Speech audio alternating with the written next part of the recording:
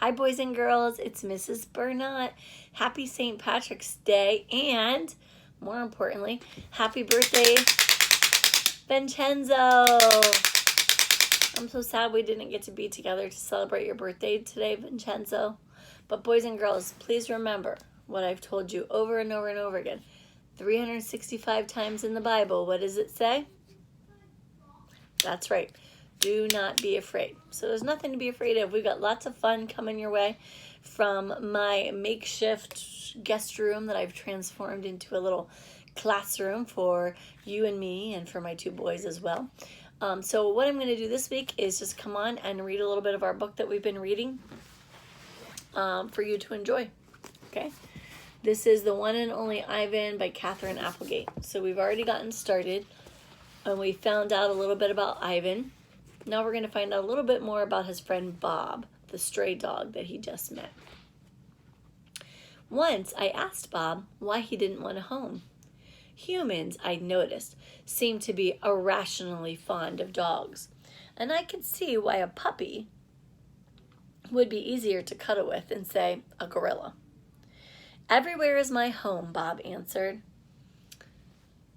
I am a wild beast, my friend, untamed and undaunted. I told Bob he could work in the show like Snickers, the poodle, who rides Stella. Bob said, Snickers sleeps on a pink pillow in Mac's office. He said, she eats foul-smelling meat from a can. He made a face. His lips curled, revealing tiny needles of teeth. Poodles, he said, are parasites. Picasso.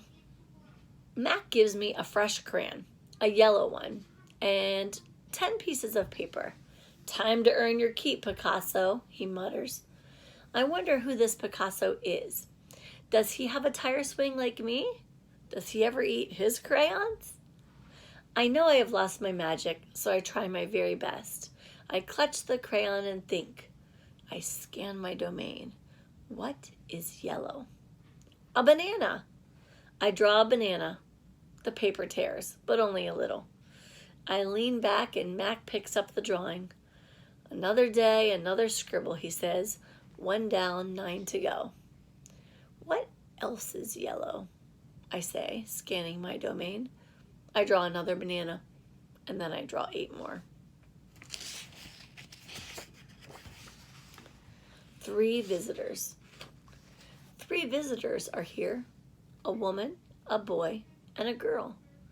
I strut across my domain for them. I dangle from my tire swing. I eat 3 banana peels in a row. The boy spits at my window. The girl throws a handful of pebbles. Sometimes I'm glad the glass is there. My visitors return. After the show, the spit pebble children come back. I display my impressive teeth. I splash in my filthy pool. I grunt and hoot. I eat and eat and eat some more. The children pound their pathetic chests. They toss more pebbles. Slimy chimps, I mutter, and I throw a meatball at them. Sometimes I wish the glass were not there. Boys and girls, you'll have to explain to your moms and dads what a meatball is. Sorry. I'm sorry I called those children slimy chimps. My mother would be ashamed of me. Julia. Like the spit-pebbled children, Julia is a child, but that, after all, is not her fault. While her father, George, cleans the mall each night, Julia sits by my domain. She could sit anywhere she wants, by the carousel, in the empty food court, on the bleachers coated in sawdust. But I am not bragging when I say that she always chooses to sit with me. I think it's because we both love to draw. Sarah, Julia's mother, used to help clean the mall, but when she got sick and grew pale and stooped, Sarah stopped coming. Every night Julia offers to help George, and every night he says firmly, Homework, Julia. The floors will just get dirty again. Homework, I have discovered, involves a sharp pencil and thick books and long sighs. I enjoy chewing pencils. I am sure I would excel at homework.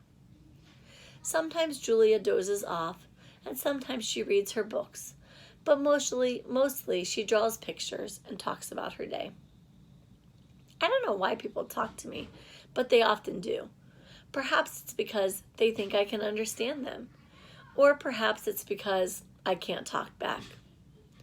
Julia likes science and art. She doesn't like Lilla Burpee, who teases her because her clothes are old. And she does like Deshaun Williams, who teases her too, but in a nice way. And she would like to be a famous artist when she grows up. Sometimes Julia draws me. I am an elegant fellow in her pictures, with my silver back gleaming like moon on moss. I never look angry the way I do on the fading billboard by the highway.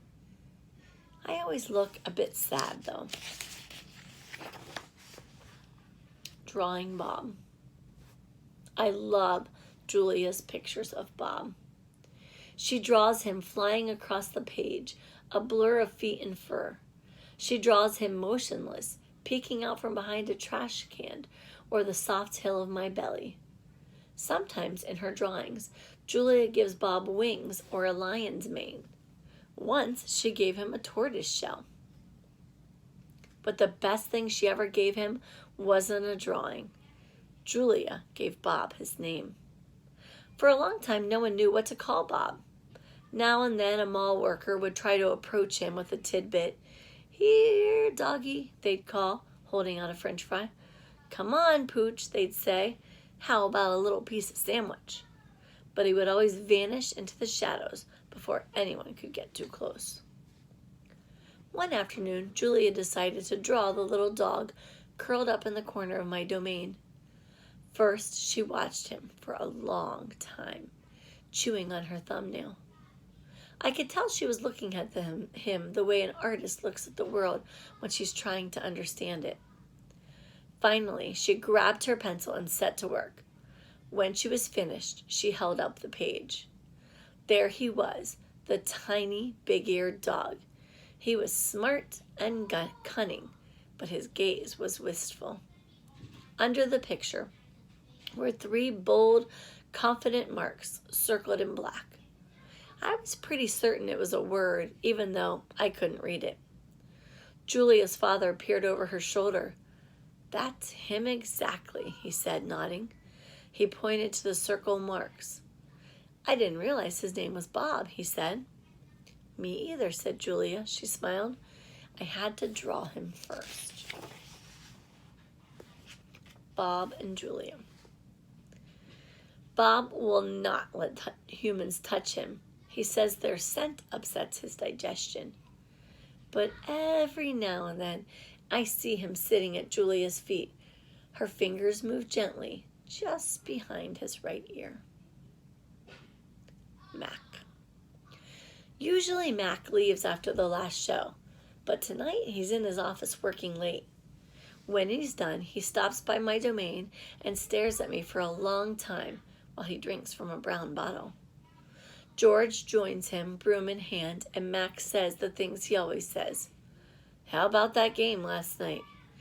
And "Business has been slow, but it'll get better, you see." And "Don't forget to empty the trash." Mac glances over at the picture Julia is drawing. "What you making?" he asks. "It's for my mom," Julia says. "It's a flying dog." She holds up her drawing, eyeing it critically. She likes airplanes and dogs. Mac murmurs, sounding unconvinced. He looks at George. "How's the wife doing anyway?" "About the same," George says. "She has good days and bad days." "Yeah, don't we all?" Mac says.